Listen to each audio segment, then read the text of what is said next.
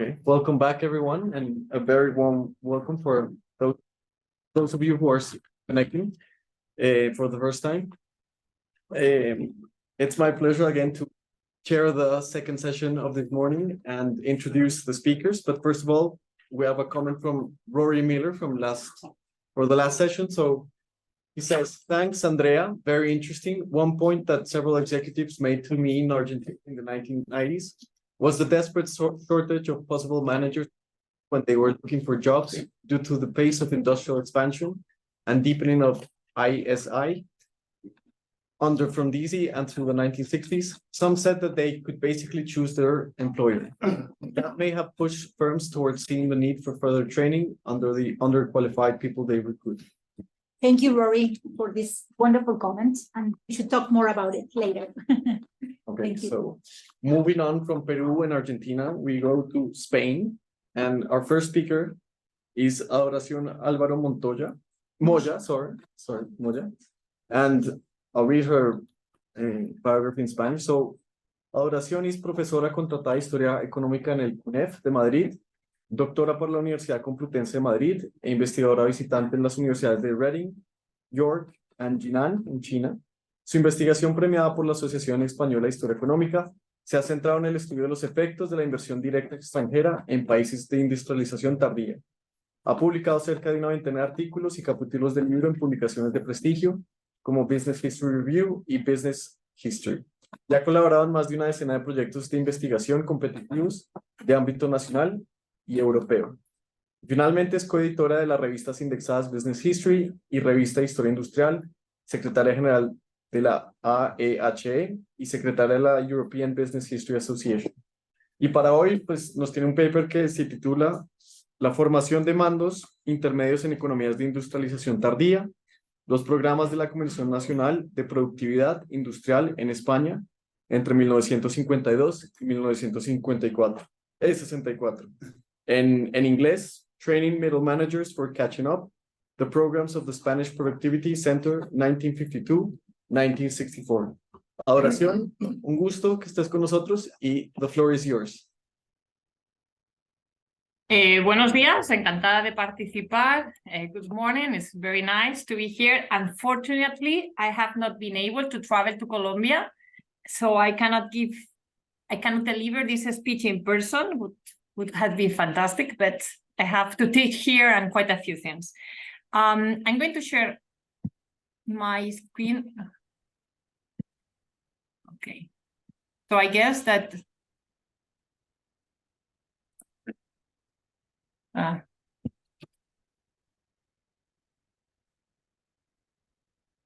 okay, I think that you are able to see my presentation, right? Sí, pero la puedes ampliar.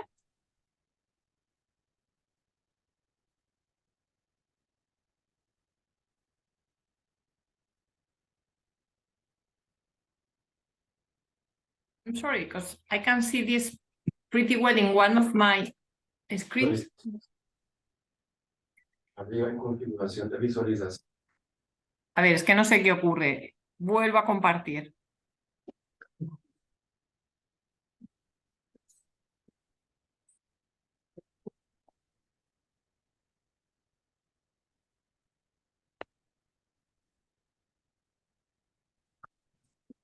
¿Sí está habilitado para compartir? Sí, sí. Listo, ahí está mejor, sí. Pero nos aparece en modo presentación, ¿no? No importa. No. No aparece en modo presentación. Puedes ampliarlo y Ahí. ahí ya sí. Ya, pero es que debería salir en modo presentación. No No, entiendo el por de qué la no. izquierda. El de la izquierda. Bueno, pero lo podemos ver ahí. Sí, ahí lo vemos bien. Sí. Okay, but it's like a bit... No te preocupes por el tiempo que te lo reponemos. Bueno. Okay, I don't know really why this is not working. It should be working in the proper way. Just the last chance, okay? If it does not work, I will go on.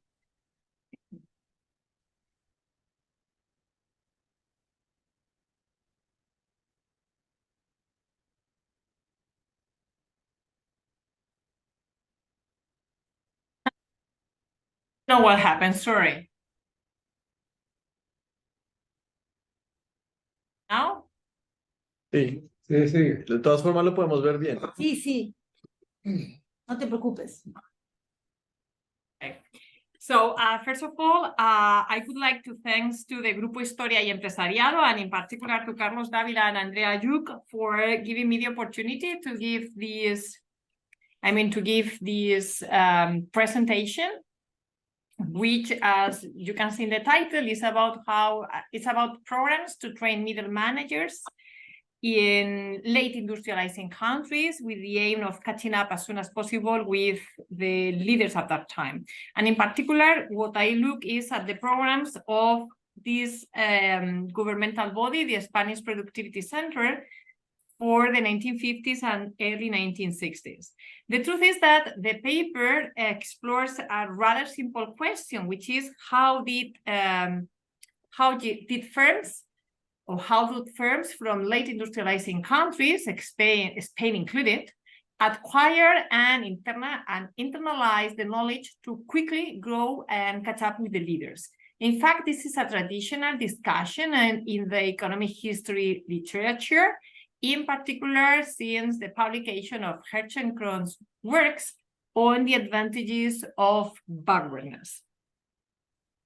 In order to look at this issue, I focus on the Spanish case, because Spain was one of the few countries who were able to escape from what developing economists call the middle income gap.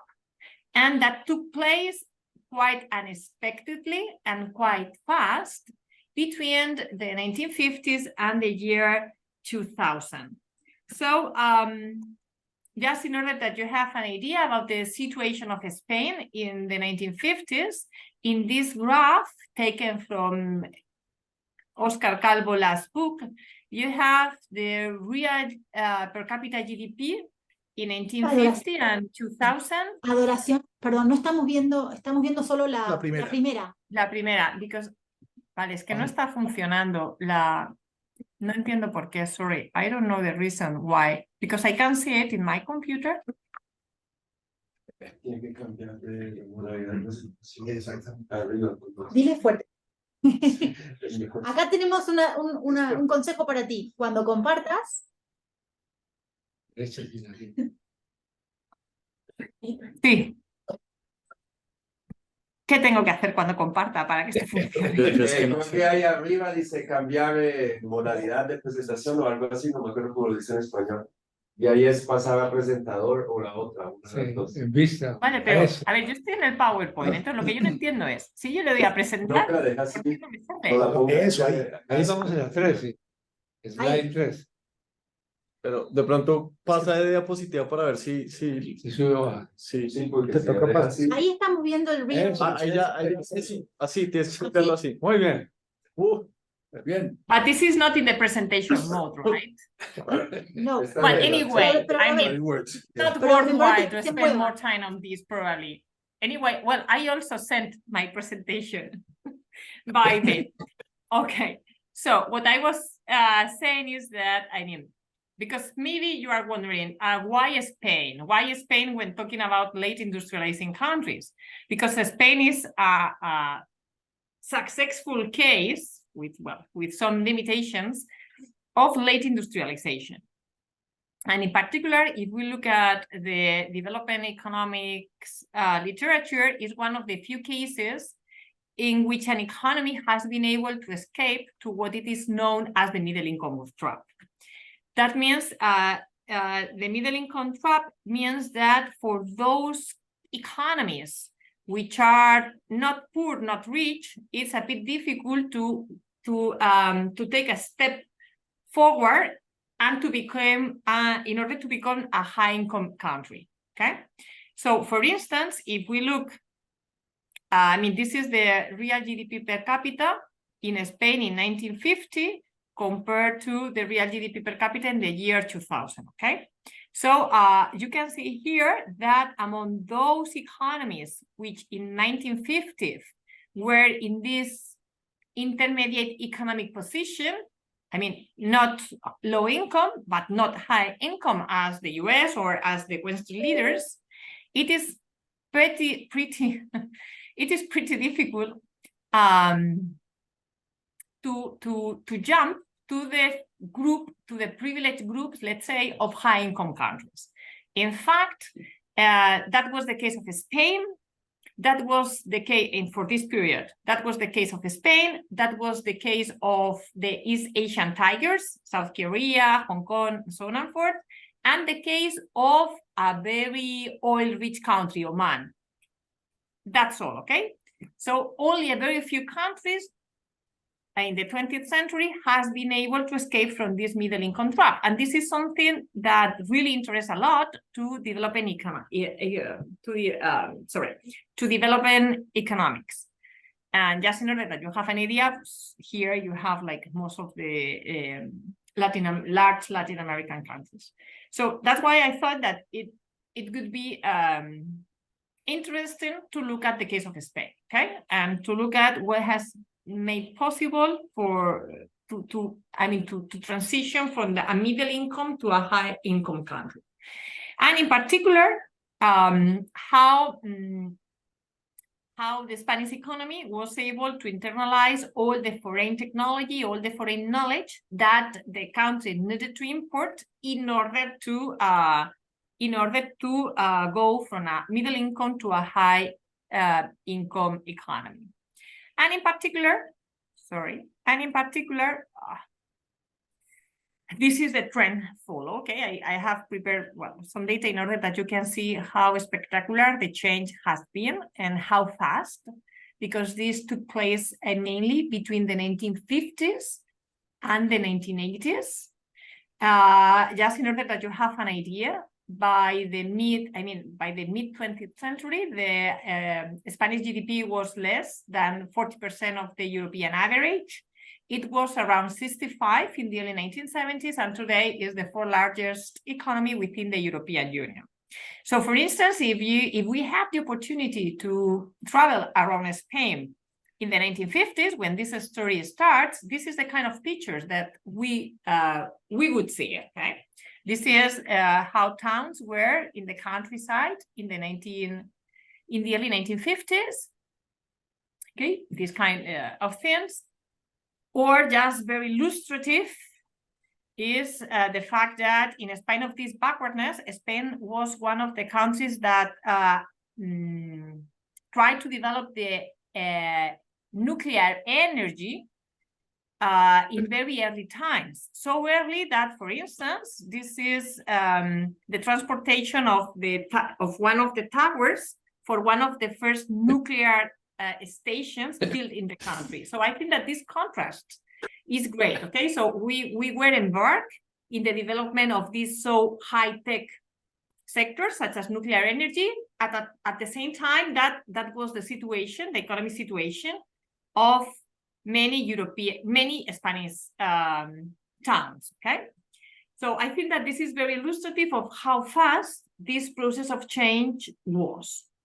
So for me, as a business historian, my main concern is, okay, and how was that possible? I mean, how were we able to transition so fast from an agrarian economy to an economy building nuclear plants with domestic technology even? So in order to answer to this question, in this paper, I focus on the state in just a very small piece of the story, the state efforts to train middle managers and blue collars on the eve of the Spanish economic miracle. So that is the 1950s and early 1960s. So context, apart from the pictures, what we know from literature is that the industrialization, the fast industrialization of the Spanish economy and its great growth in the second half of the 20th century was mainly possible through the importation of foreign assistance. I mean, was mainly possible due to foreign assistance and direct investment, because this proved to be two successful vehicles to transfer knowledge. And most of that knowledge, most of that technology came from the United States. So in that sense, we know that the economic aid granted by the United States to Spain in the 1950s proved to be very good in order to improve economic expectations and in order to encourage productive investment. At the same time, the technical assistance program granted at the same time than the economic aid proved to be a powerful tool to transfer new managerial methods and knowledge, and also in order to promote the creation of the first business school. The American direct investment provided the local partners with the technology and the capital they needed in order to expand, in order to introduce also knowledge-based sectors, particularly in industries related with the second industrial revolution. And that technology transfer also took place through other means, such as licenses, technical cooperation contracts, and on-site learning by doing. At the same time, this process of industrialization, as in other economies of the time, was largely guided by the state through indicative planning, subsidies, protection, and also through a patent system which encouraged copying from foreigners, but not innovation. Okay, what proved to be, had a lot of limitations that we are suffering today still, but that allow domestic players to acquire foreign technology in a very fast, in a very short period of time. So, but all the things that I have referred to, I mean, the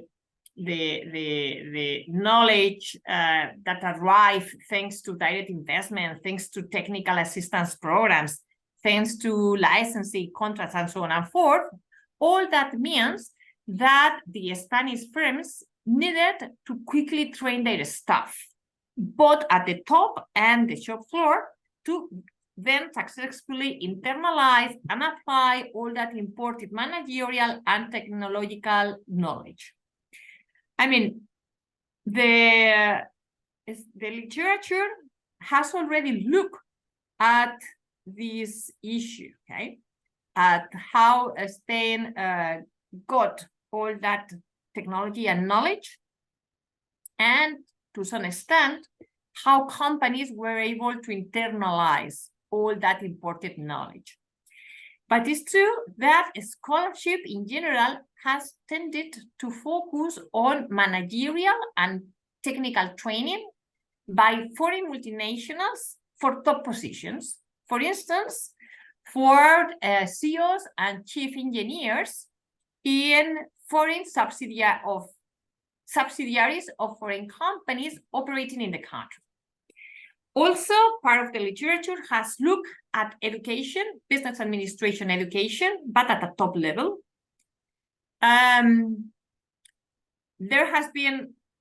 There's literature about the role of the American technical assistance programs, the ones granted after World War II to many European countries, to push the Americanization of the European enterprise.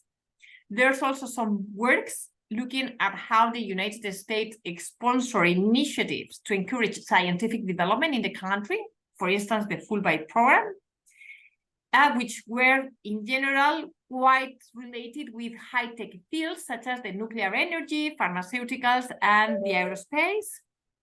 And there's some works also looking at vocational training, I mean, the kind of training for the shop floor, but not for the time period analyzed in this paper, or focus in very specific schools or very specific fields, such as accounting.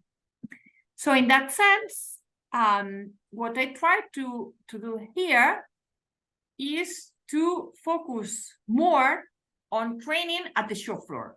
Okay, training at the shop floor, in particular, training for middle managers and blue collars, taking into account that in the 1950s in Spain, there was a low level of human capital, just in order that you have an idea. If we look at active population in the 1950s, around 50% of it only had elementary education. This was also a time with strong internal migrations from the countryside to the industrial cities, and a time in which the educational system was not developed enough in order to meet the industry demands, particularly in order to meet the demand of trained middle managers, trained blue collars, what we usually relate to vocational training. And what we know about these things, in addition, is mainly focused on in-company training, but not so much on the state efforts in order to push training at the shop floor. So this is what I try to do in this paper. Okay, so let's look Adoración, on training. I'm sorry, apologies for interrupting, but if you can wrap up in 5 minutes. Yeah. So this is the idea, okay? So focus on state efforts in training for middle managers in order to complement what we already know about this capacity to import and internalize knowledge. So in order to do so, I look at one of the pioneering initiatives in this issue regarding this topic, which are the programs, the training programs developed by the Spanish Productivity Center. I mean, in the context of the Marshall Plan, in the context of the productivity drive that expanded in Western Europe even before World War II, in Spain in 1952, this Spanish Productivity Center was created. And the idea was to encourage the importation of knowledge, okay? More or less. So this center carry out different activities, and I want to focus here in the ones related to train middle managers and train people at the shop floor. In particular, two major programs: advanced courses, cursos superiores, and training for middle managers. Okay. In the case of advanced courses, you have here the data about the topics covered, the number of courses, the number of attendants. Most of the attendants possess some secondary education and were between 25 and 40 years old. Okay, these courses were very short, but the idea above all was to train instructors who later would go on training the other people in their companies. In addition, the second program developed was the training for middle managers, inspired in the American program Training Within Industry, which was an on-the-job training, again, very short and focusing on job instruction, job methods, and job relations. So you need to know exactly what people have to do, but you need also be able to manage people properly in order that they work in the same direction than you. Again, I have some data about the number of courses delivered, the number of attendants, also the industries in which most of this training took place. You can see that there's a rate of industries, but they focus mainly on some sectors in which the government promoted by other means later as well. And most of them focus on the large industrial towns, that is Barcelona, the Basque Country, and Madrid. And also in the case of Asturias, because of mining, okay, because it was an important mining center. So after having a look at these courses and what they address and so on and forth, my next question has been the following: to what extent this is a pioneering initiative? And in order to have an idea about this, I have compared what the Spanish Productivity Center did in the 1950s and early 60s with the kind of activities that existed in Spain related training in business administration by the late 1960s.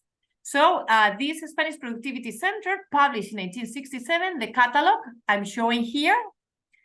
And here I could observe that out of 29 entities with different characteristics but all of them related with training in business administration at that time.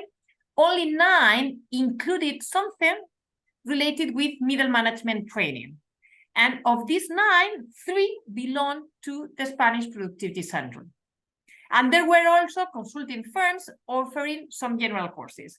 But the idea is that still in 1967, only a small part of the efforts to train business administration was devoted to middle management. So in that sense, I think that this gives an idea to how pioneer the courses given by the Spanish Productivity Center in the 1950s were.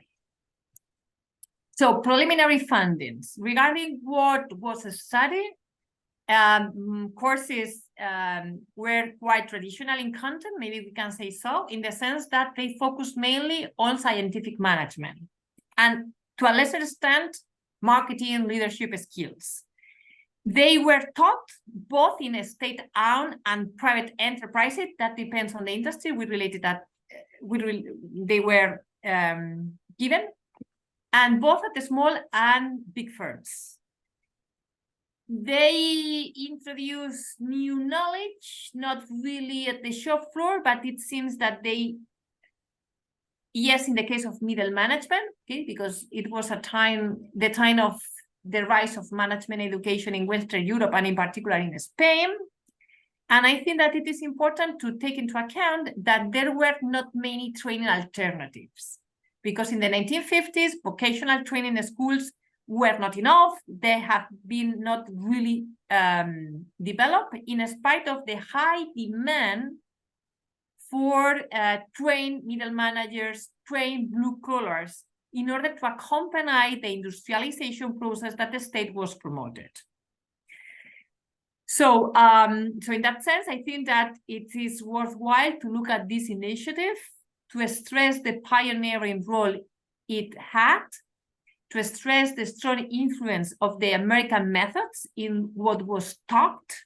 But also I think that it is important to note that in order to have an idea to what extent this had an impact, we need to go into selected case studies. We need to identify some of the, well, I have identified the companies involved, but I need data about to what extent what was taught by this Spanish Productivity Center was applied and with which results.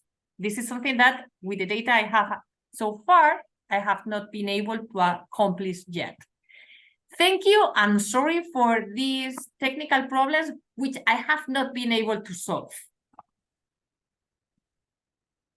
Thank you, Adoración, for a wonderful paper. Really interesting, moving and departing from business schools and moving towards middle managers and different sets of skills in different areas in Spain.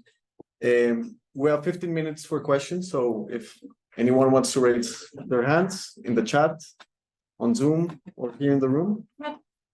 Maybe a clarification question, Dori, is what about the center, who is only state-owned? It's state-owned, but don't receive any, you know, technical assistance from any national organization? You have any presence of foreigners, experts, or is all Spanish people training Spanish people?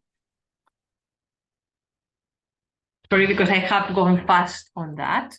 I mean, the Spanish Productivity Center was integrated by representatives of different state-owned bodies. I mean, all the ministries, labor, education, presidency, have a representative there.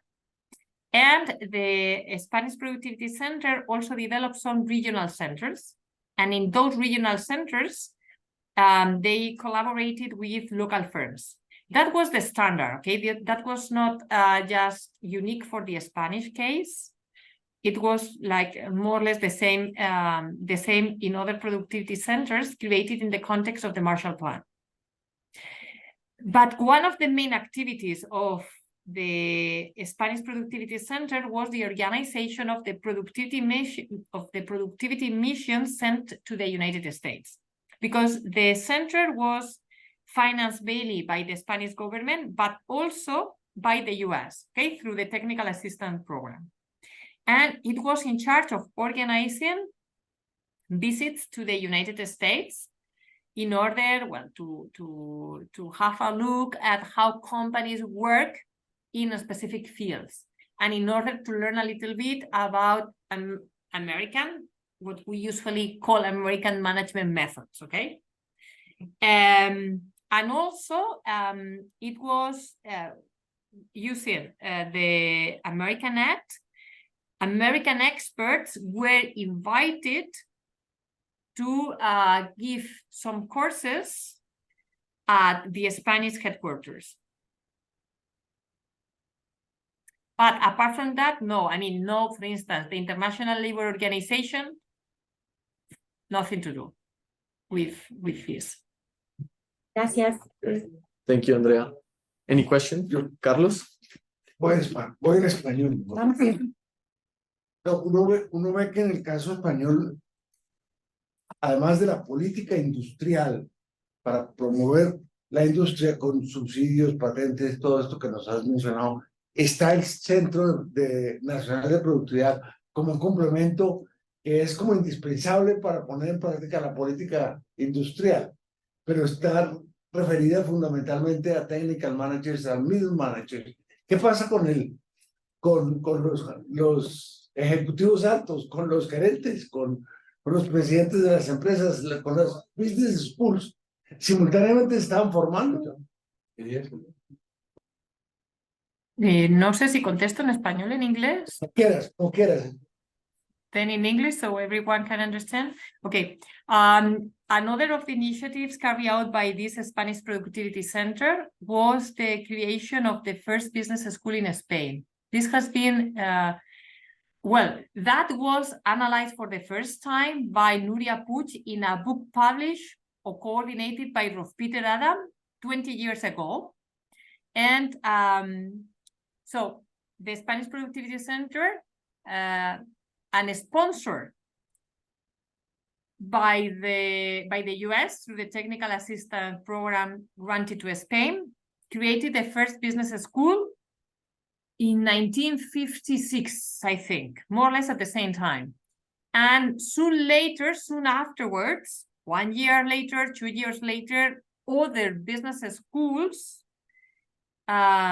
which belong to private groups were created as well. So what we can see is that in parallel, there were different initiatives in order to push the industrialization process. These initiatives in part were carried out by the government, but others were carried out by private companies. And also add to this, this scheme, add all the in-company training made by foreign multinationals operating in the country. Because at that time also, in order to, for a foreign company, okay, in order to operate in Spain, they had, like in many Latin American countries at that time, they had to fulfill several requirements. So for example, they have to train local staff. I mean, they have to recruit local staff, they have to train local staff, part of the content should be domestically produced, and that made that foreign companies in some way were forced to train people. And at the same time, the government promoted these kind of initiatives to have in a very short period of time qualified skilled workers. I think that this is the clue, the fact that you want to industrialize fast. For instance, that's the reason why the government gave so many advantages to copy technology, not to develop new technology, but to copy technology. So through different ways, you can get that foreign technology, and you train people in order that they are able to put that imported technology into practice, and in a very short period of time. Thank you. Of course, subsidy for private companies and these sort of things. Okay. If no one has a question, I have a question. Okay, Rod, go ahead. No, go ahead. No, please go ahead. No, I like this question to focus on this middle manager's perspective, and I think you are right. This is something that is not so much studied. I have a database here, and according to that one, there should be in 1968 156 middle management courses in the world from different countries. So it's a quite strong phenomenon. But based on just kind of impression, they seem to have emerged in two different ways. One example is what you mentioned is kind of from the bottom, from the shop floor productivity and the need for shop floor management, and then having kind of middle management perspective to that. The other path of development is from the bottom, that is a kind of diversification of top executive programs, and in a way split into more kind of tailor-made for middle management. So whether they are similar or not similar, I think this is a very, very important question to get more knowledge about. So I like your approach. No, great to know. The data you have mentioned is for the year 1965. No, before, from 48 to 68, there were. Sorry. And so also it includes your. Okay, yeah. And also that I think that we have to take into account what international organizations such as the World Bank or the United Nations were promoted at that time. Because at that time, particularly the United Nations group, they were trying to encourage education as a way to foster the industrialization and economic growth of many developing countries, developing or late industrializing, I mean, the term you want, okay?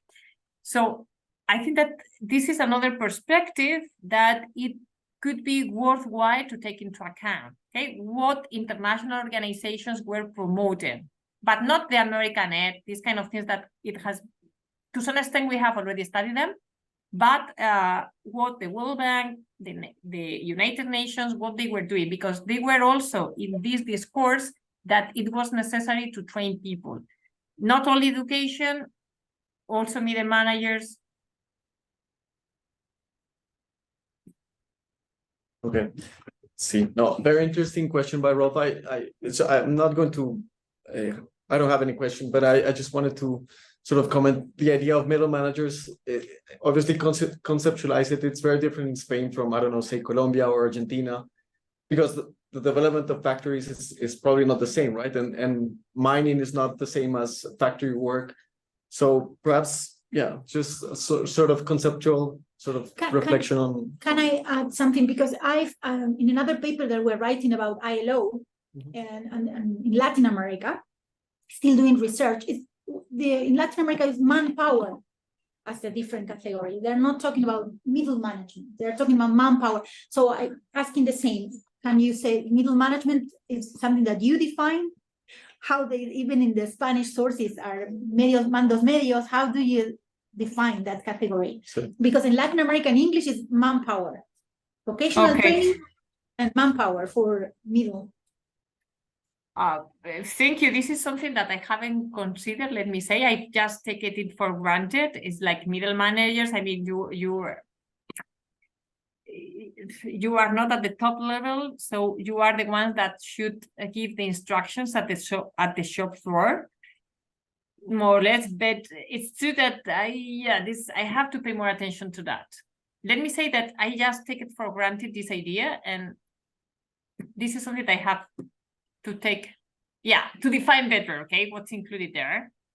In fact, what I can see is that according to the information of those applying to the courses given by the Spanish Productivity Center, we are mainly talking about manpower, I think. I mean, Okay, we have time for five more minutes. There's one question in the chat. Sí, there's one. Okay, so we go with Alejandro from Venezuela. Alejandro Cáceres, go ahead. Yeah, Hi everybody. Well, hi Adoración. It's nice to see you again after the forum that you chaired and back in Nagoya in the online where I presented paper on Shell. Well, my question is, I have two questions. One regarding the selection process of the people that attended these courses. Were they suggested by the companies where they came from, or was there like a selection process by the one that gave the course in order like to find the gifted minds and get the most results about it? And the second one is, before all of these efforts, you have, other MNCs operating in Spain. You had Rio Tinto, which was British. You have other ones. So was there like a clash of this Spanish way of management with this new American way of management that was introduced? Have you found anything during your research? Thank you.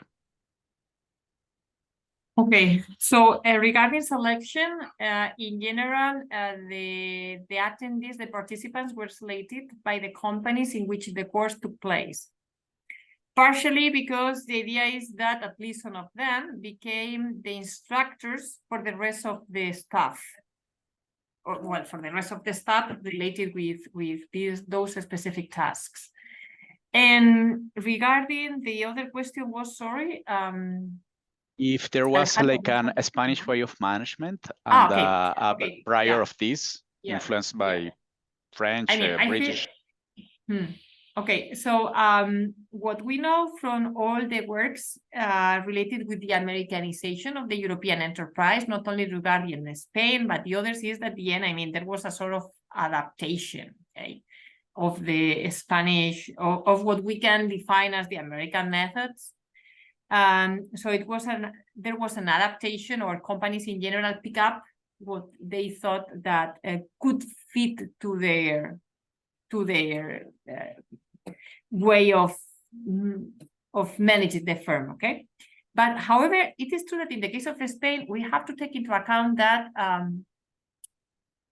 what we can see, okay, according to the existing work, is that there was a sense that we have a good technical knowledge, for instance, regarding engineering. The engineering schools were founded in Spain in the late 19th century. So the idea is that engineers had a good technical knowledge, but the problem is that they didn't know how to develop the most modern services demanded by the market. So for instance, they were not so aware of international standards or how to prepare a bid in a public bidding.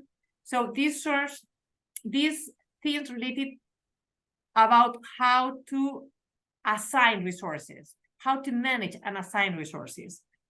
And we can see that in general, there was like a general agreement in that there was a lack there and that there was a problem. And for this reason, we cannot see so much resistance in order to adopt the new methods introduced through the American technical programs or introduced through these new business schools and so on and forth. Not so much resistance as it has been noted for other European countries. But we think that in general is because, I mean, there was like a general idea that, well, that we need that knowledge in order to be able to compete, and that we have good technical knowledge, but not enough managerial knowledge, because there was something, I mean, that nobody had paid much attention till then. And also because, I mean, Spain was a rather close economy. I mean, autarky in the 1940s, but even in the previous decades, it was quite close economy compared to its neighbors.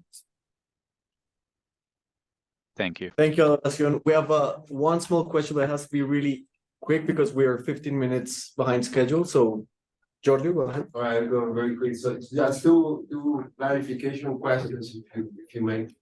The first one is, so the center was just training people, or was it also responsible to bring foreign technology to the country? And the second is, was it just training people already employed by local companies, or also training people that may be eventually employed or create their own company?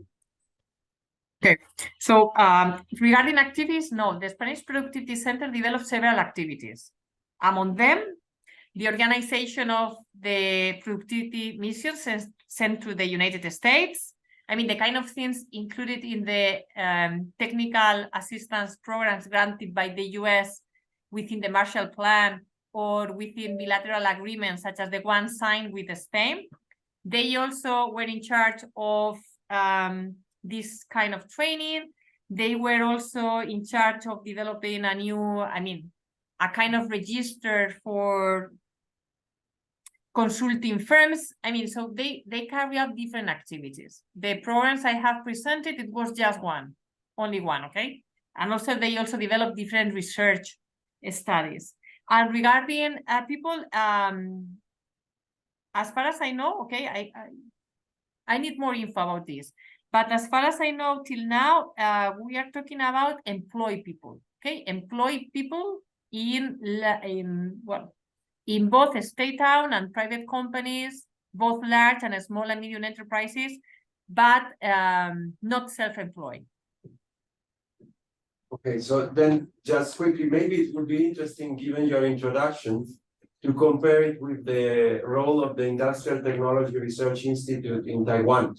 That in some respects, it seems to me it's similar, but they did other things differently. In particular, I think one of the main differences is that your center was mostly trying to improve industries that already existed in Spain, whereas the ITRI in Taiwan did this mostly to create new industries.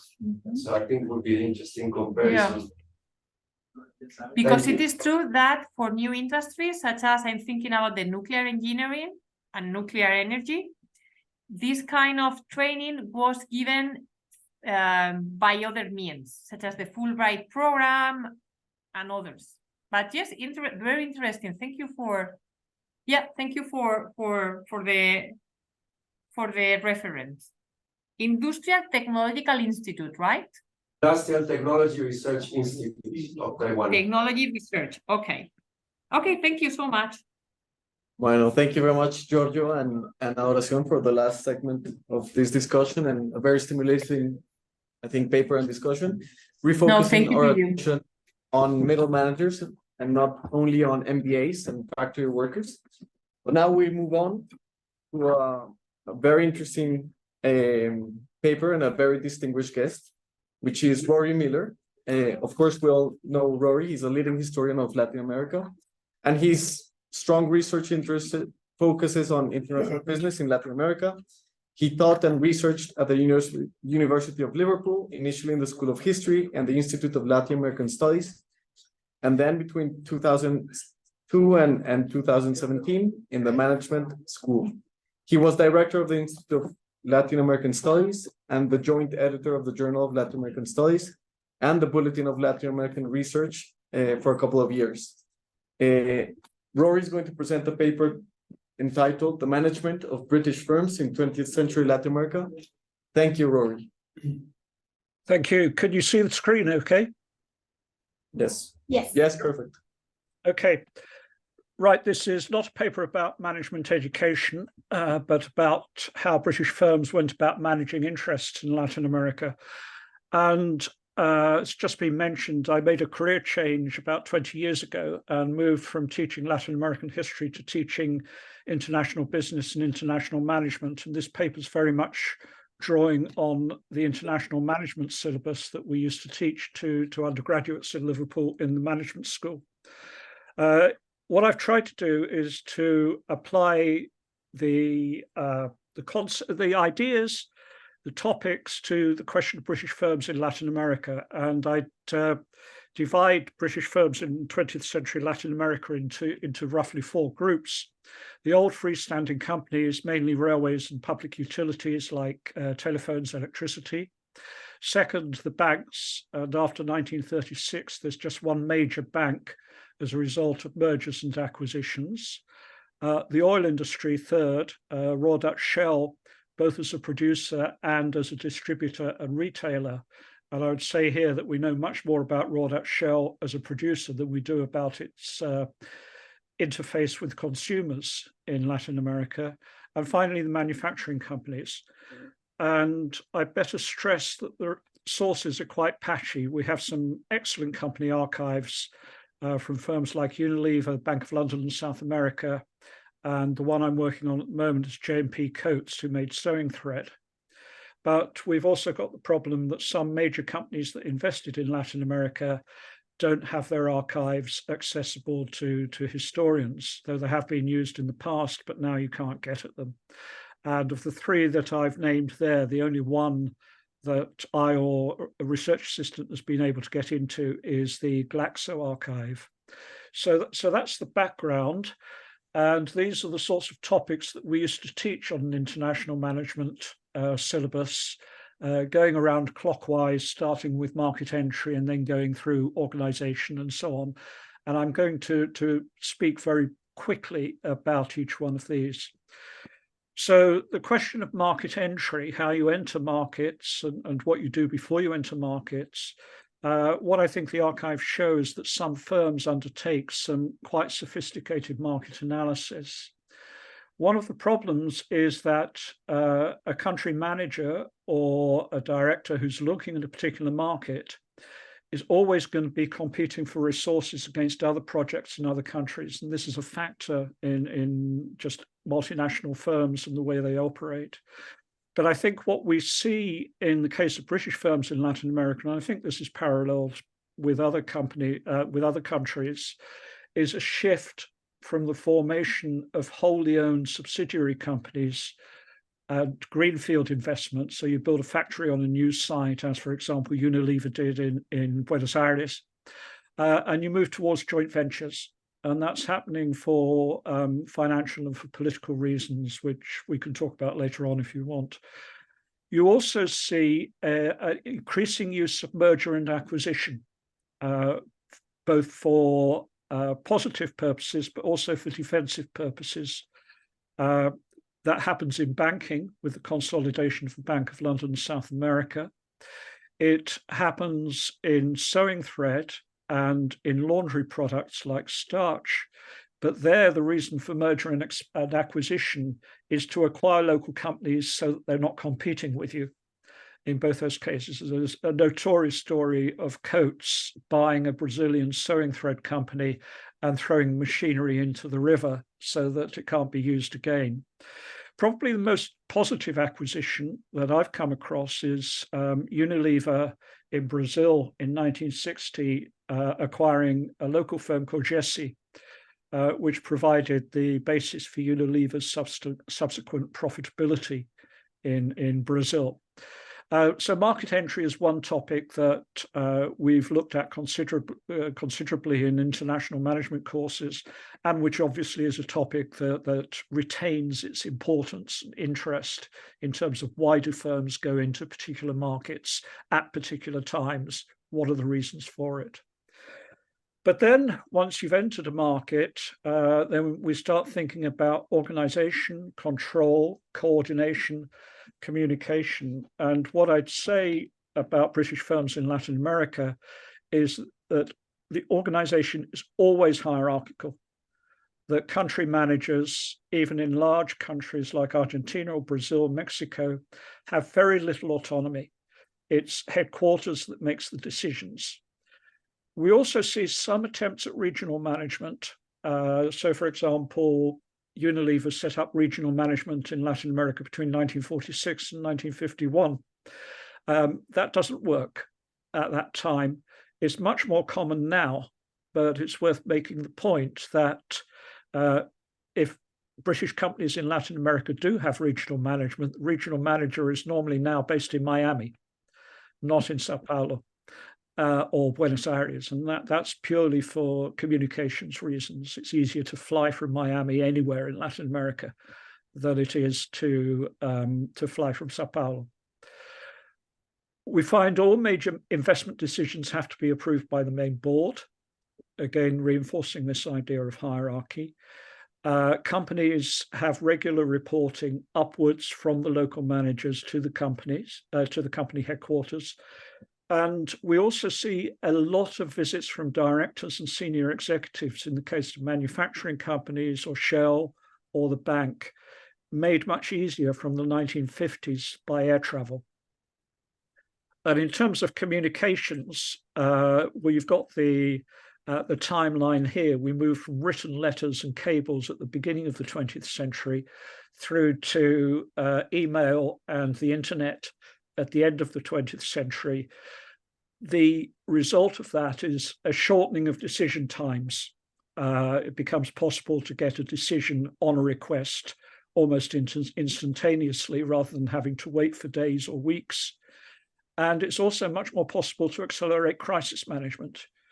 You can get the idea of a crisis, you can fly someone out very, very quickly indeed. Language and culture is another area that we used to teach a lot. As you all know, the English normally speak English, and if they have to talk to a foreigner, they tend to shout very loudly. But what we see in the case of British firms in Latin America, I've put some figures up there for you, is there's a real skill shortage in British firms in terms of the number of people who are likely to be able to speak Spanish or Portuguese. And that's a real problem when it comes to managing firms in Latin America. So managers on overseas postings need to learn Spanish and or Portuguese very quickly. A couple of interesting comments in the archives here. Bank of London, South America thought in the 1950s that executives should always learn Portuguese first. The reason for that, they thought, was that Portuguese was the more difficult language, and it was easy to pick up Spanish having learned Portuguese than it was the other way around. An interesting comment from Unilever on the use of language in management in Argentina and Brazil in the 1950s. They saw that in Argentina, the senior management used English. In Brazil, the senior management used Portuguese. And the director who made this comment or made this observation commented that the Brazilian management team seemed much more together, much more united than the Argentine management team.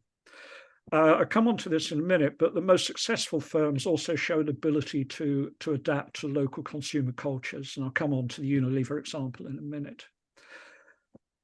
Another area we used to cover is international human resource management. And the points I'd make here is that initially professionals, whether it's engineers or senior managers or clerks, tend to come from the home country, tend to come from the UK. There's a bit of recruitment amongst British firms, and where there are British schools in Latin America, most obviously in Argentina, there's a lot of recruitment of graduates from British schools who, as one such graduate put it to me, we normally had what we called kitchen Spanish, l'español de la cocina, which we'd learned from our maids and from our cooks. But when it came to talking to workers, it wasn't so much use. From the 1950s, you see what Unilever called "ization" policies, driven by a number of factors: nationalization, government employment regulations, the cost of expatriate managers. So you get an attempt to recruit local managers to the branches of British firms. And this moves at various paces. You tend to see it first in sales and marketing, where you need knowledge of the local culture. You tend to see it last in financial functions. Maybe certain racism on part of British firms that you can't trust foreigners to manage your finances. In terms of the circulation of managers, from the 1950s onwards, this frequently happens with expatriates. They'll move from one country to another. And indeed, in some companies, running an overseas subsidiary became essential to get promotion at home, to get to the senior levels of the company. But for locally recruited executives who were coming in increasing numbers from the 1950s, there's a glass ceiling. You're only ever going to work in your home country, at least until the 1990s. And then it's only really in the 1990s that you get locally recruited executives being able to get to senior positions in a company. A big area of ignorance, I think, on our part about British companies in Latin America is on procurement and supply chains. We don't know. Obviously, consumer goods firms needed effective local procurement, and that becomes even more important with the introduction of protective tariffs, import quotas, foreign exchange licenses from 1945 onwards. You have to source your supplies locally.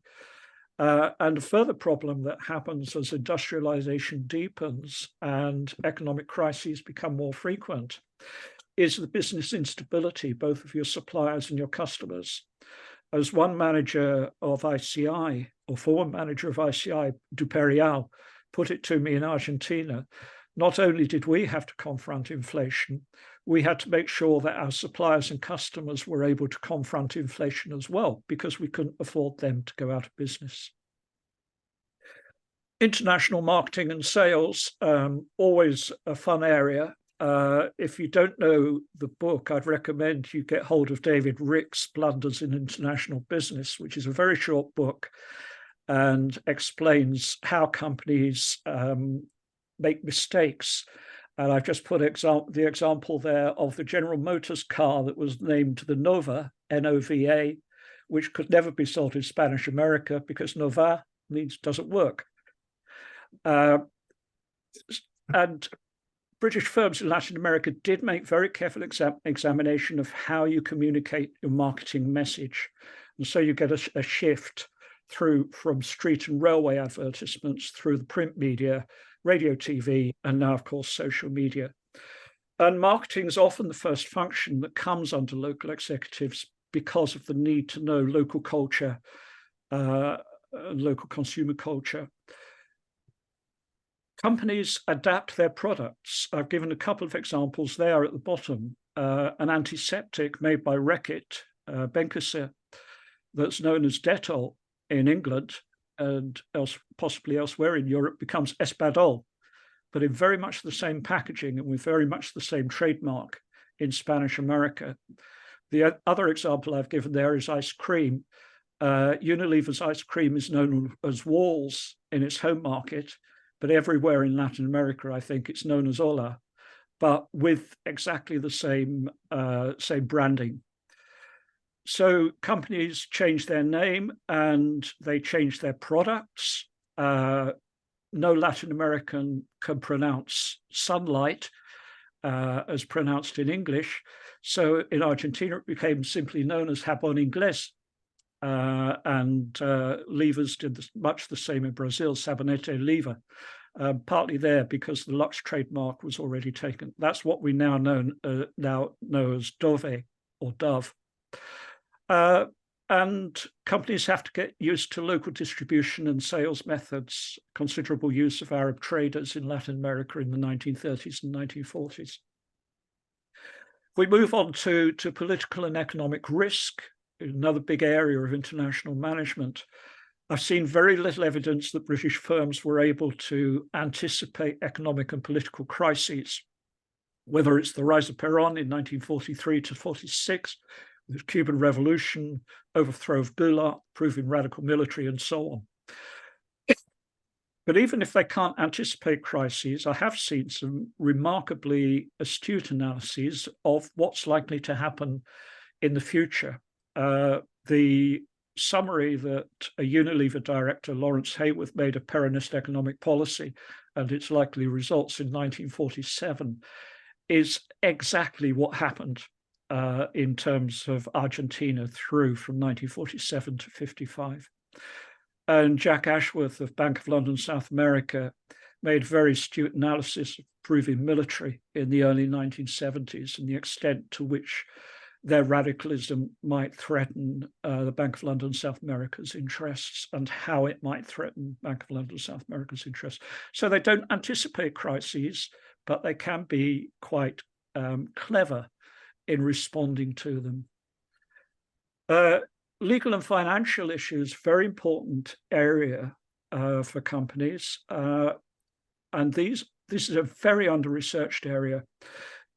You find particular legal firms acting for a lot of foreign companies, and foreign companies trust them because other foreign firms are they are working for other foreign firms. So the one in Argentina that stands out in the middle of the 20th century is a firm called Chevalier Boutel. And the ones that stand out in Brazil, which still exist, still important lawyers in Brazil, Pinheiro Neto and Demarest. On finance, I've written elsewhere on banking, but I want to draw your attention here to the significance of international accounting firms.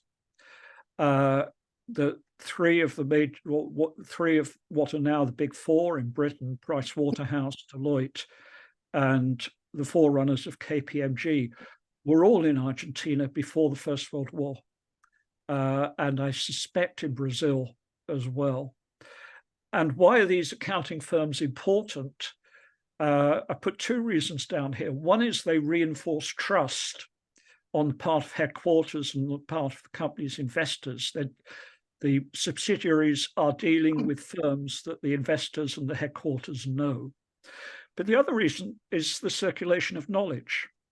Accounting firms were very important intermediaries in countries like Argentina or Brazil in the 1960s, 1970s, 1980s, in terms of advising on how you deal with inflation.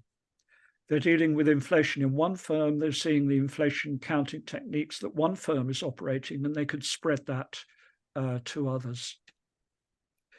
Ethics and corporate social responsibility, another important area of international management.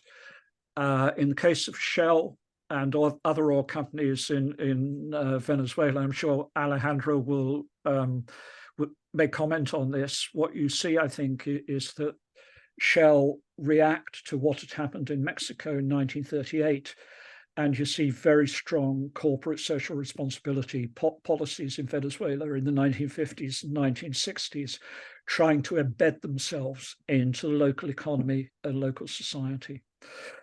But for the most part, foreign companies' ethics were often not particularly good, and there's a set of examples here. I've already talked about Coates in Brazil in the 1930s, buying up factories and throwing the machinery into a river. Just draw your attention to the work that Eduardo Altamura, who's now at University of Manchester, is doing at the moment on foreign finance, authoritarian governments and human rights in the 1970s and 1980s. Just occasionally on ethics and corporate social responsibility, you get a shaft of light in the archives. And one of the most interesting memos I've read in Unilever archives, which was an internal memo, it was not for public consumption, was a director arguing that what Unilever were about in terms of the products they made, whether it's foodstuffs like packaged soup or laundry products like detergents, was that they were trying to make life easier for women, which in the 1950s, coming from a totally male management, seems to be rather interesting. And finally, this final slide, just business government relations. Generally, this is a pretty well-worked subject. We know a lot about railway companies, about negotiations over nationalization. We know a lot about the oil production companies and host governments, but as I've said, we know much less, I think, about the downstream end of the oil chain. Know a fair amount about banking and regulation.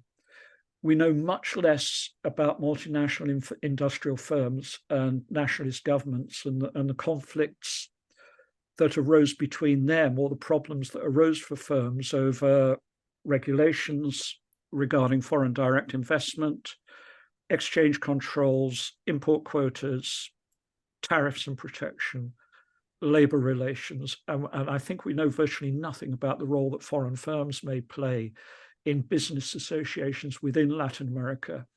the relationship between the foreign firms and the local firms that are operating in the same sector of business. So what that was really an experiment in trying to look at British firms in Latin America, not through the eyes of a business historian, but rather through the sort of topics and ideas that we get out of international management literature. And I'll stop at that point and close down my screen. Thank you, Rory, for a very stimulating paper with lots of aspects that are worth highlighting. I open for questions. Rory, I have a question for you, because you British companies, but at the beginning you said different type of companies. Can you find some different patterns, for example, recruitment patterns, if you are a multinational like Shell or Unilever? You know, because I found, I've never been doing research previously, but at some point there is some discussion. There's some issues that are more complicated to handle, so they need to select different type of managers according to the company's activities in local economies. Have you find these different patterns? I don't think you would ever really find a senior manager moving from one sector to another. So I don't see Shell managers moving to other firms. Equally, I don't really see managers of a chemicals company like Duperial, ICI, being able to move to a consumer goods company. But I could see a lot of movement within the consumer goods sector. So that if you take the sort of more recent phrasing of fast-moving consumer goods, then you can see people would move from a firm like Unilever to a firm like Reckitt and Coleman and so on. So a lot of it is going to be sector specific. But having said that, when I was talking about very briefly about the recruitment of managers, what I did find when multinational industrial companies were moving into Latin America was that they were getting quite a few managers from the local British trading companies. And the reason for that is pretty obvious, that you know the local consumer culture. So yes, they're working in different sectors, but I think you can see the same patterns, or much the same patterns, like the shift towards locally recruited managers with the aim of perhaps eventually promoting them to head of department or to country manager. That sort of move is happening in several firms in the 1950s and 1960s. And the sort of idea that it's the consumer-facing roles that go to local managers first, and the financial roles that go to local managers last, I think is a fairly general pattern. Well, if there's no, I have a question, and it's regarding the relationships between these businesses and governments, and especially through lobbying. So these companies, in terms of lobby, did they have special agents within the company that dealt with, I don't know, politicians, congressmen, or was it channeled through diplomatic networks? I think it was only channeled through diplomatic networks when it came to perhaps a serious question of expropriation or something like that. In most companies, I think, would expect their general manager to have good relations within the particular business sector that they were operating in. So for example, if a company was operating in textile industry, I'm thinking perhaps of examples in Peru here, if a company was operating in the textile industry, they would expect the local managers to be active within the association of textile producers, because particularly in the ISI period, with a lot of government intervention and government regulation, it's the whole sector that has to act together on issues like exchange controls or import quotas and so on. So they'd expect local managers to create the relations that were necessary according to the particular sector in which they were operating. You also see, just to sort of give you an interesting example, that countries varied enormously in terms of what business and government relations entailed. And in the case of J&P Coates, we're operating both in Mexico and Brazil in the 1930s. And both of them had to deal with local regulatory officials coming round to the factories, checking the factories were operating according to regulations and so on. The attitude of Coates in Mexico, if the factory inspector came around, was, well, we can just pay him off. We just bribe him. The attitude of Coates in Brazil in 1930s was, we can't bribe.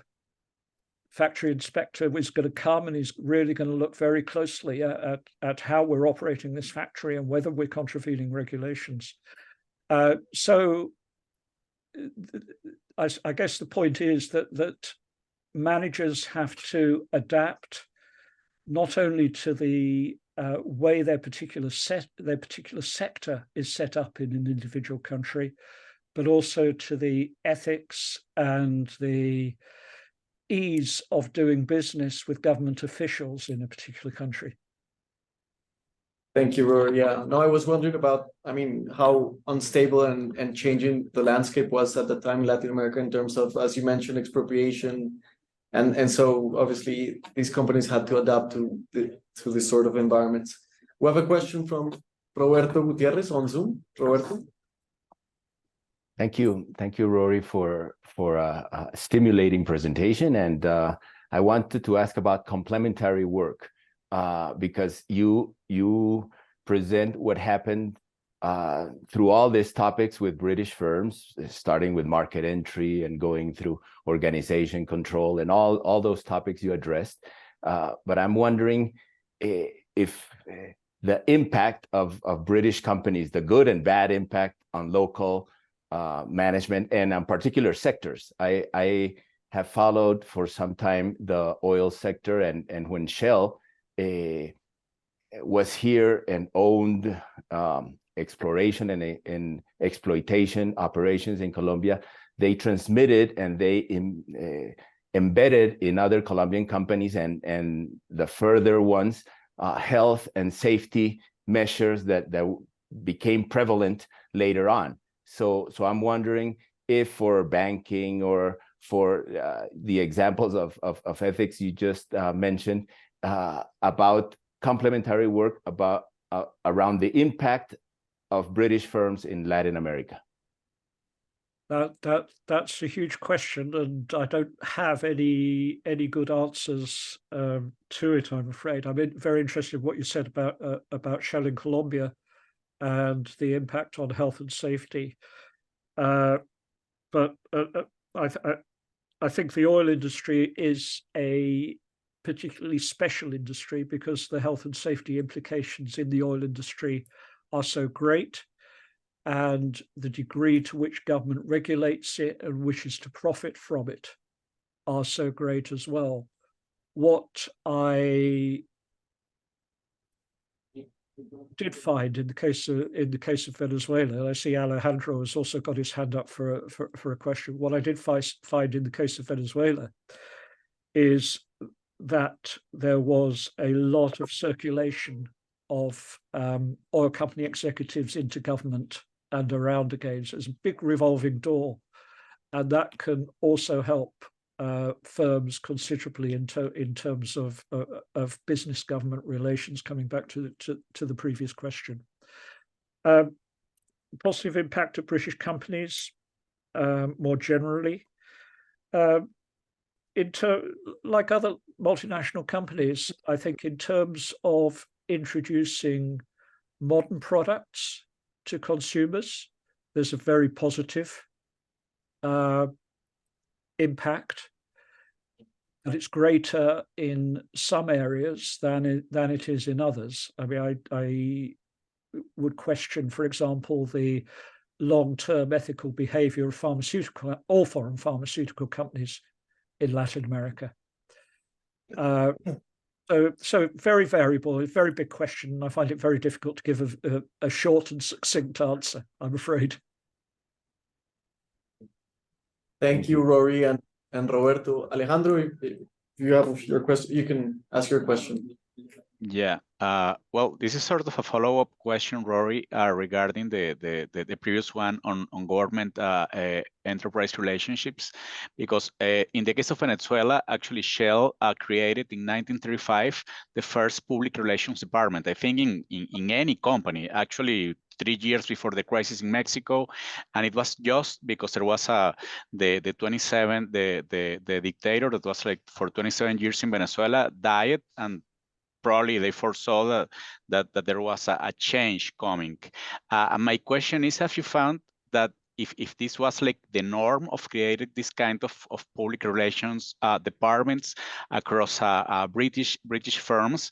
Because what you see, as you mentioned, is that they were in quite close collaboration with the Foreign Office when dealing with government issues, and when you read about the roles of the general managers that the group had in Venezuela, one of the major ones was actually the relationships with the government, but also with other MNCs, oil companies, in particular after Mexico, when they saw that they had to collaborate in order to avert any kind of risk of the sort. And well, thank you for a quite enlightening presentation.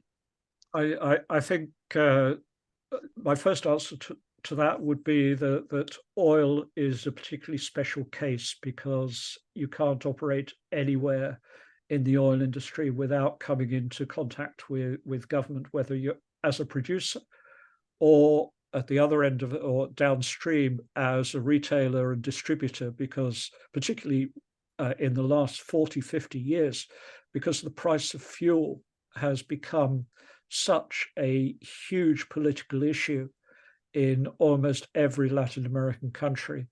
I may be wrong, speaking a little bit quickly without a lot of thought, but I would have thought oil, foodstuffs, and pharmaceuticals are the 3 key areas where a government under political pressure is likely to exert pressure on foreign companies with regards to prices.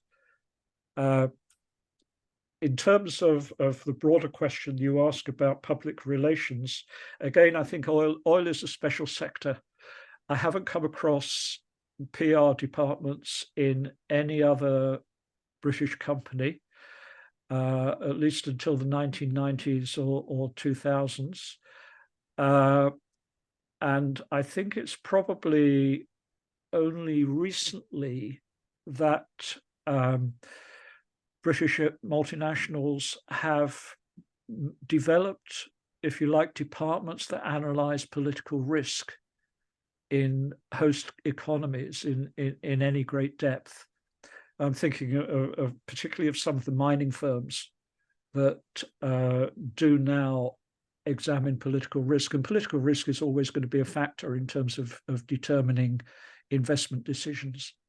But PR, I can understand why it comes first in oil companies, and I don't see it happening in other companies probably until as I say, the very end of the 20th century. Well, thank you, Rory, for a very enlightening talk on the management of British firms in 20th century Latin America and the ways in which we can approach the study. I think you gave us a lot of food for thought. And now for our last talk of Sorry, can I just say, if anybody wants a copy of the slides, just email me and I'll put my email address on the chat. Okay, thank you. So we move forward to Gabriela's talk on Búsqueda de la Historia del Management en México, una mirada al Grupo Visa, or in English, Unveiling the History of Management in Mexico, the Visa Group. Gabriela Recio is a PhD that specializes in business and entrepreneurial history with a focus in Latin America. Gabriela has done extensive research analyzing the development of Mexico's brewing companies and the history of the country's corporate law profession. She has held professional and academic posts at the National Archives of Mexico, Instituto Tecnológico Autónomo de México, ITAM, and was a visiting fellow at the Center of U.S.-Mexican Studies at the University of California, San Diego. She holds a PhD from el Colegio de México, and her recent publications include El abogado y la empresa, una mirada al despacho Manuel Gómez Morín, 1910-1940. Gabriela, the floor is yours. Thank you. Hello everyone, hola a todos. ¿Pueden ver mi pantalla? ¿Pueden ver la presentación? Sí. ¿Sí? Perfecto. Sí. No te vemos a Ok. ti, pero vemos la presentación. Te vemos. ¿Me quieren ver a mí? Ahí voy. Claro. Sí, Ahí claro. estoy, ya. Con tanta cosa técnica uno, bueno. Well, this is a history of I'm of a company, of a very big business group in Mexico. This is a book I'm writing, and I have been researching this company for more than 6 years now.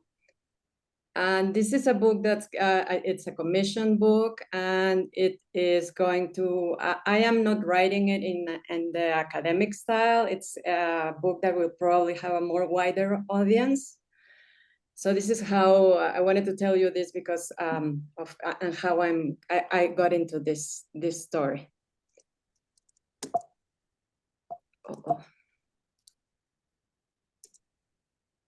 In 1961, Fortune magazine published, sorry, wait. Can you see this? Yeah. In 1961, Fortune magazine published, there was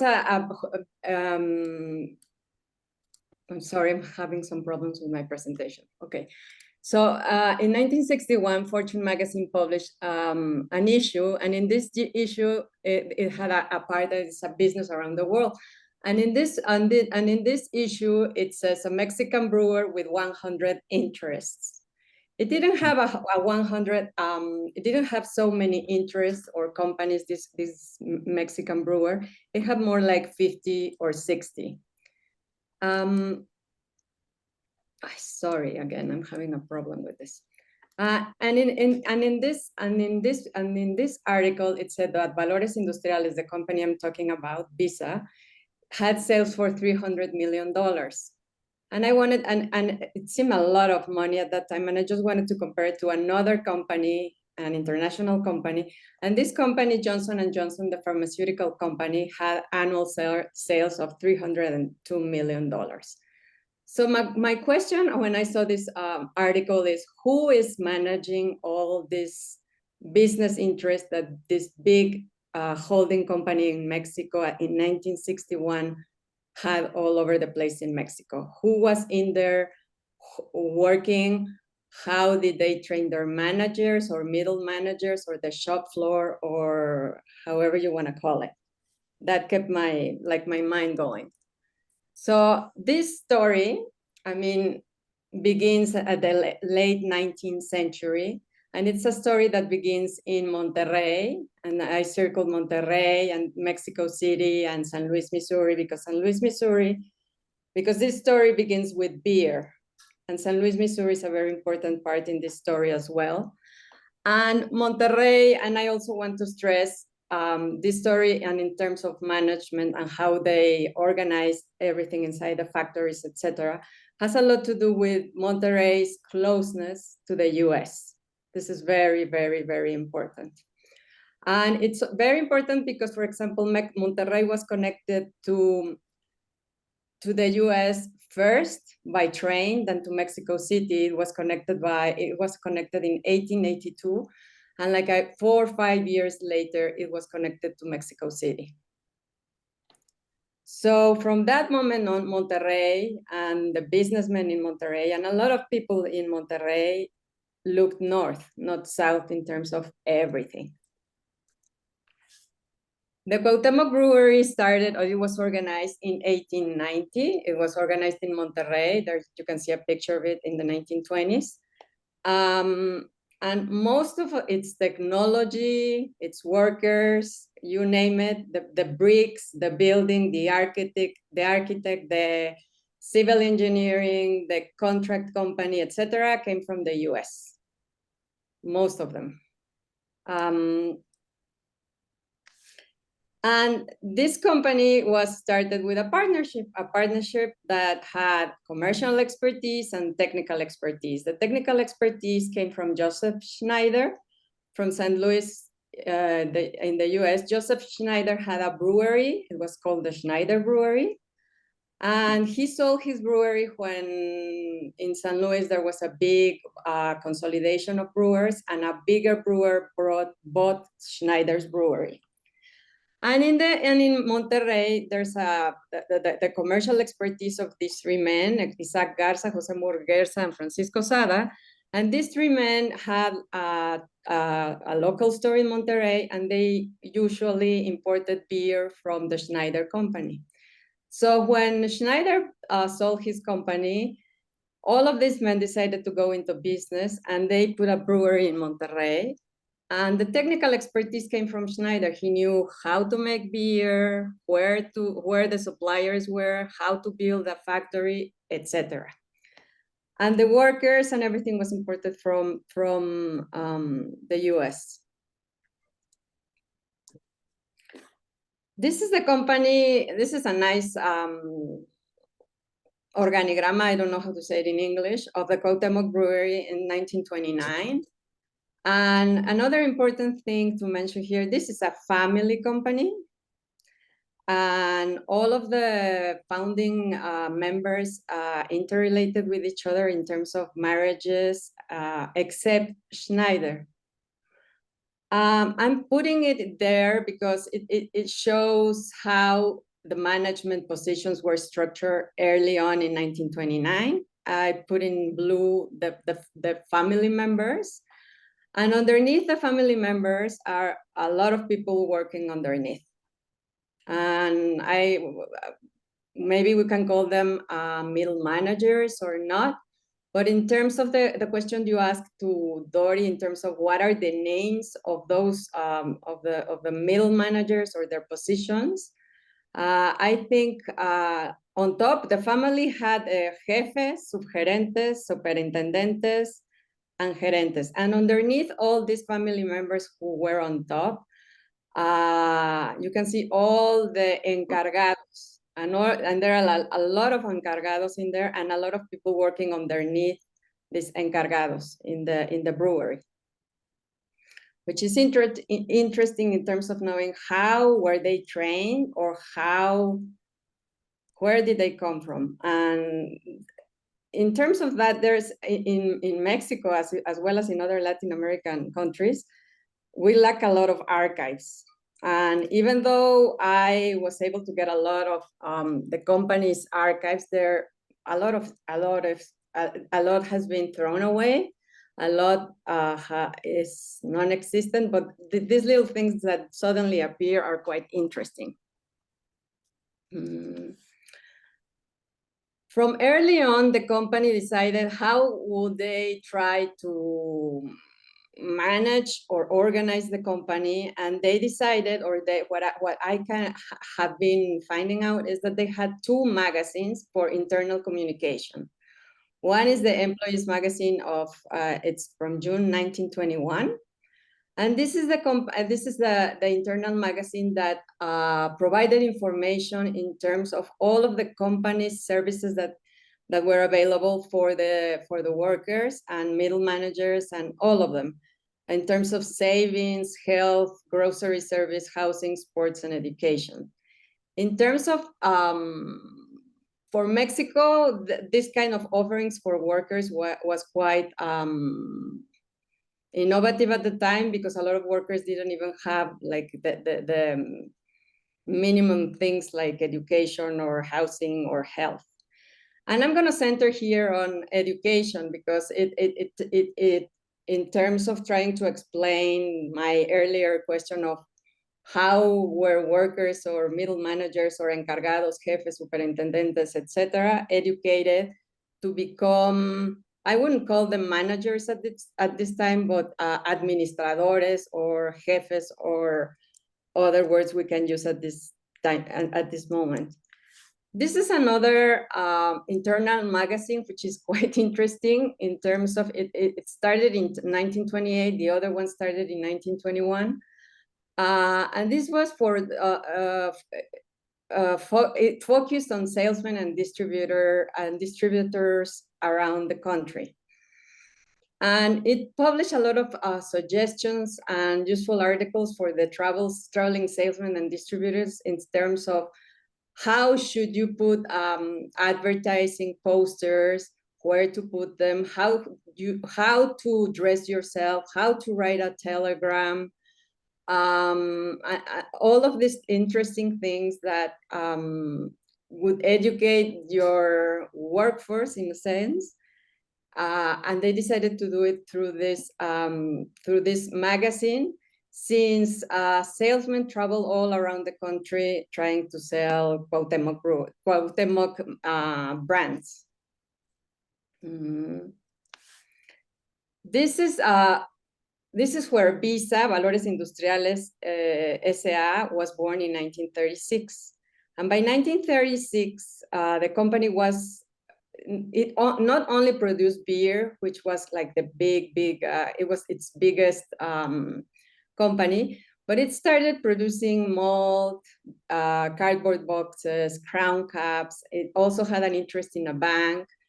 And the company was getting quite big, and they started to think, well, how can we organize this? How can we better manage this? So they decided to form a holding company. I think it was the first holding company that was formed in Mexico. And this allowed them to, whenever companies got, gracias, Andrea. Whenever companies got bigger and when they wanted to go to another sector, it was easier to put the companies in this holding company. And in terms of management, it was easier for them to organize its people inside the companies. The company started educating its workforce early. They formed a technical education school, and because workers didn't know anything about producing beer, so they put a school in there. For the elite or for the owners of this company, the Jesuit education in terms of primary and secondary was quite important, and I can go into that more if you want me in the questions and answers. And then they went to the Massachusetts Institute of Technology. The owners of this company and the cousins and whatever, they didn't send their kids to Mexico City School of Engineering. They decided to send them to MIT. And MIT is interesting at that time because MIT offered a different kind of engineering education in terms of it being more applied as compared, for example, with Harvard and other schools at the time, especially in Europe. These are the Mexican students that went to MIT in this period from 1880 to 1918. And as you can see, it's interesting and considerable. And in Monterrey, there are a lot of them. And a lot of persons that worked in this factory and in these companies, in the Visa group, they continued to go to MIT until 1943, 44, 46, when the Tecnológico de Monterrey was founded. And Tecnológico de Monterrey was founded by one of the second generation, a guy named called Eugenio Garza Sada. And he graduated from MIT in 1914. He was a civil engineer. And he kind of applied the idea or how he was taught in MIT and his ideas of how a school of engineering should work. Put the school in there. So from 1943 onwards, a lot of the people working in the Visa group graduated from Tecnológico de Monterrey. And as the years went by, A lot of them went to study MBAs, especially to the US. These are the books that a young person at MBA at Tecnológico de Monterrey would need to read in the early 1970s. As you can see, all of them are in English. There are also a lot of external mentoring and ideas in this company, and I listed some of them. And this started from the the lawyer is a very important, and I can go through that if you want me to. But this external mentoring and ideas came from the late 1920s and all the way to the 1970s and up to now. Computers were a big change because it meant that you needed a different type of manager, a different type of person that will run the machines and that will feed the information to the machines. So this is a company that by the 1960s had 6 different breweries around Mexico and that wanted to consolidate all information in Monterrey. And from Monterrey, it wanted to do a lot of demand, estimating demand, production by month, finance, etc. And the company and the computers gave them the tools to manage from Monterrey these different plants. And also this means that you have to train people in a very different way when computers are around. This is a photograph of the computers in the Visa group. These are from the early 70s. And I think I should stop there because I think I'm already out of time. Thank you. And if you have more questions, you can. Thank you. Thank you, Gabriela, for a very interesting paper, a microhistory of how management techniques and practices developed in the Visa group. We have 15 minutes for questions. So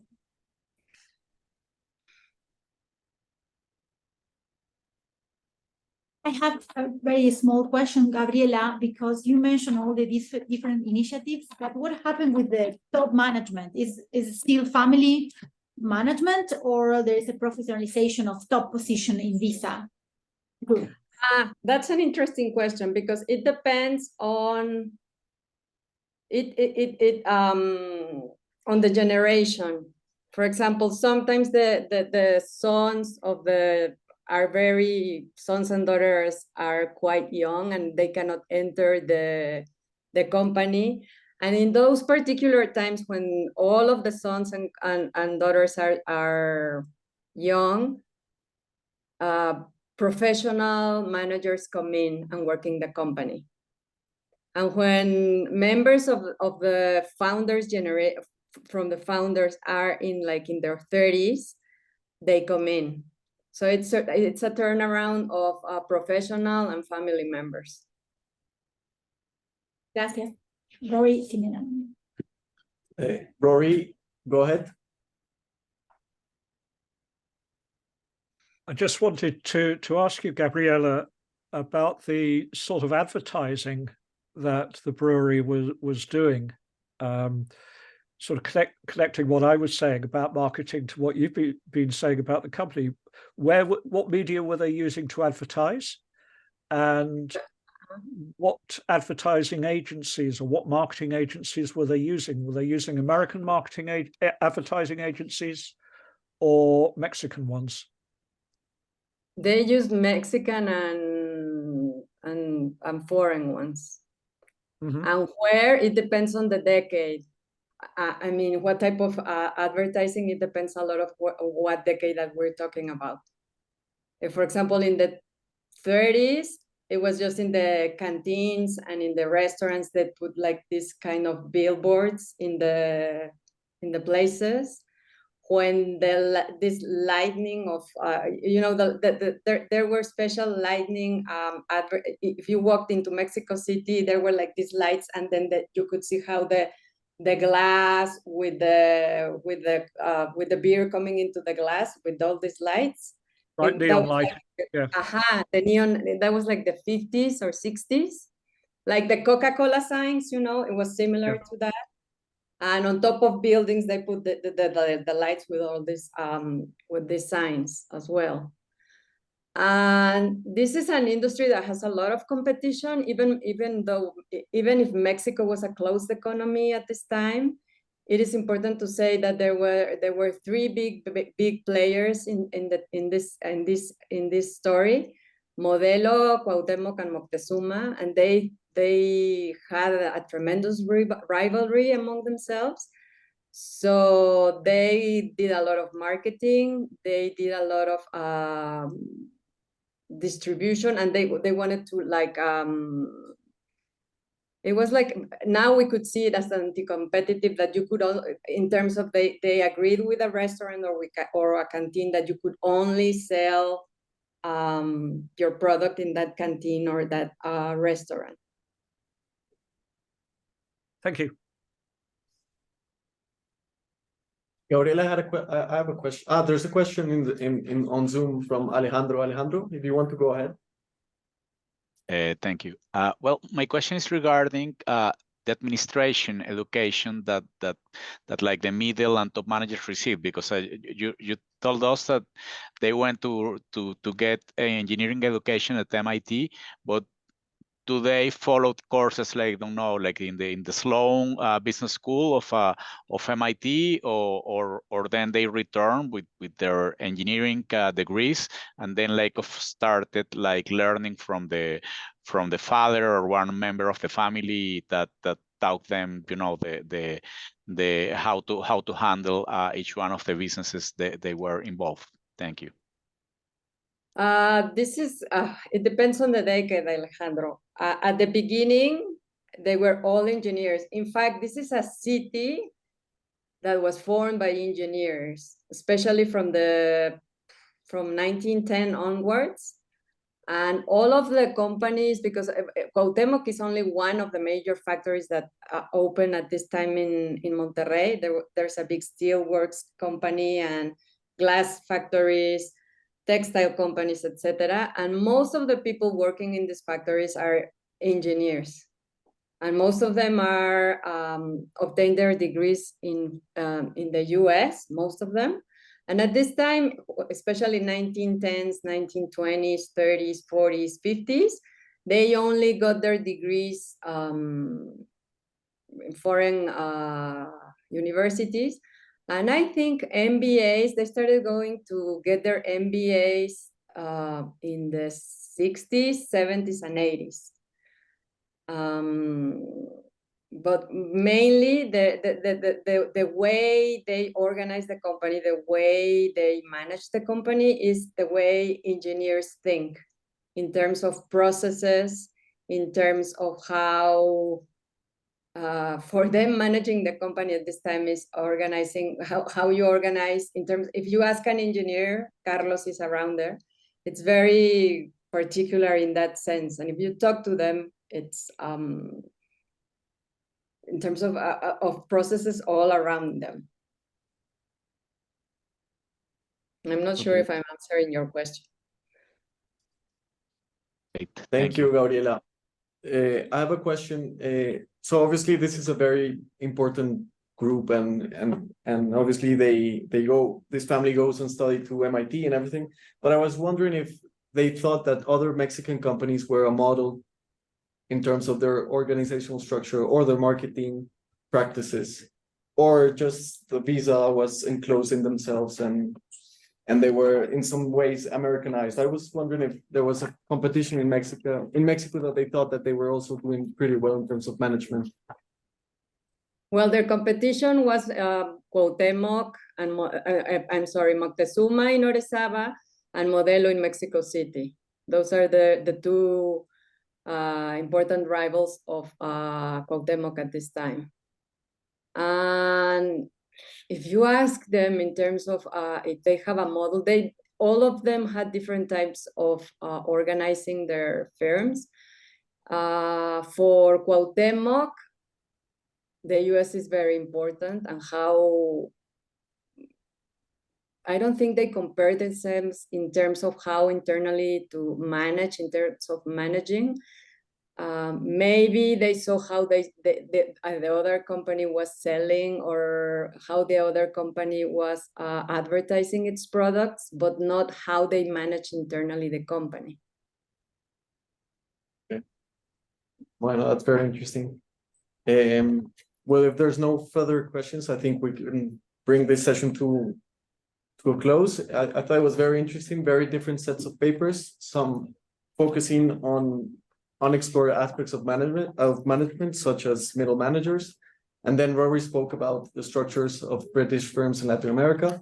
And then we saw with Gabriela very detailed microanalysis of the Visa Group, and all of them raising very interesting questions to explore further. Well, without further ado, I think we can have a 10-minute break before. Yeah. So we'll be back maybe 12:15. I don't know. What do you think? Because so everybody will be back 12:15 just for our keynote speaker, Rolf Amdam. So in less than 10 minutes, we'll be back here to listen, Rolf. Thank you.